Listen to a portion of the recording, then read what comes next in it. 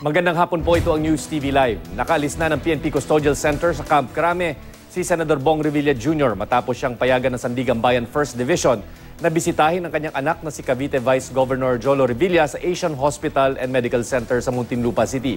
Patuloy na ginagamot ang nakababatang Revilla matapos aksidente di umano niyang nabaril ang kanyang sarili habang nililinis ang kanyang baril. May report si Ivan Mayrina. Ivan? Gino, 1:38 base sa ating orasan nang umalis ang convoy ni Senador Bong Revilla mula sa PNP Custodial Center sa Campo Crame, papunta nga dito sa Asian Hospital sa Alabang, Muntinlupa. Sa ngayon, Gino, mabilis ang takbo natin. Nandito na tayo sa tapat ng EDSA Crossing, sa tapat ng Mega Mall. At maliban sa dalawang police escort na nangunguna dito sa convoy, ay may mga tauhan din mula sa Headquarters Support Service ng PNP at meron din na RPSB ng NCR Command at meron ding mga kawani ng Muntinlupa Police na sumundo dito kay Senador Bong Revilla, na sakay naman ng isang puting coaster. At liban dyan, meron din kasama sa convoy na isang ambulansya na sumusunod naman dito sa puting coaster. 3:00 Chino hanggang 8:00 ngayong araw na ito, pinayagan ng Sandigan Bayan 1st Division na mapasyalan nitong si Senador Bong Revilla ang kanyang anak na si Vice Governor Jolo Revilla. At sa ngayon, Chino, nagiging mabilis pa rin ang takbo ng convoy papunta sa Alabang, Muntinlupa. At kung ganito ang magiging pace ng takbo ng convoy, ay inaasahang pasado 2:00 ng hapon ay makakarating na tayo sa Asian Hospital sa Alabang, Muntinlupa, Chino. Ivan, nabanggit mo kanina na may mga police escort, no? Alam ko medyo may security considerations pagdating sa ganyang mga usapin, pero may nakikita ka bang ibang mga police pa bukod dun sa mga escort na nagbabantay dito sa Senador? Actually, Chino, maliban sa mga nabanggit ko ay wala naman at hindi naman nating masasabing under heavy guard itong convoy. Sa katunayan, kung tama ang ating bilang, ay nasa 6 na sasakyan lamang itong police convoy na ating sinusundan.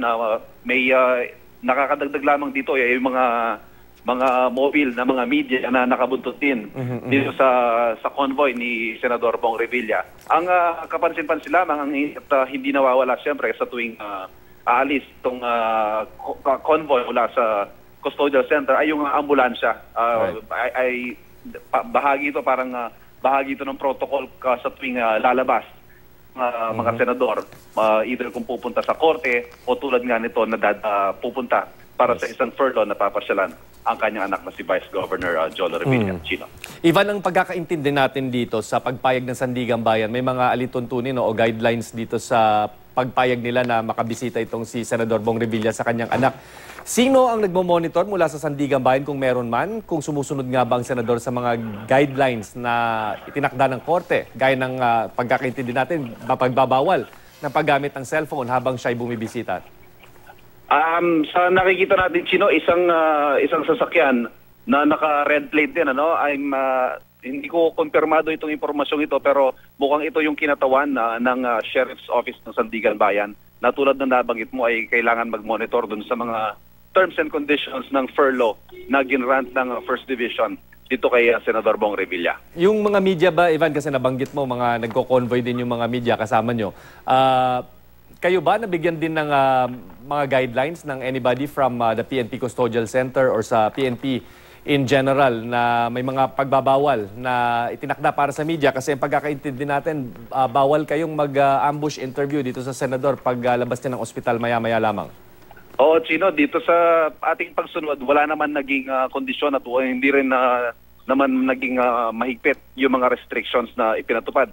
Sa katunayan, medyo nakalapit pa nga tayo dun sa pinakabungad ng Custodial Center at nakunan pa natin itong paglabas ng coaster.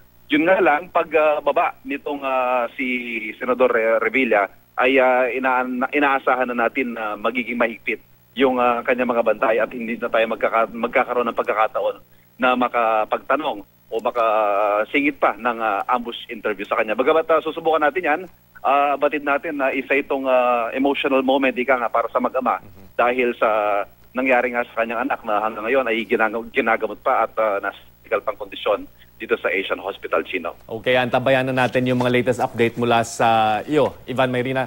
maya-maya lamang. Maraming salamat, Ivan Mayrina.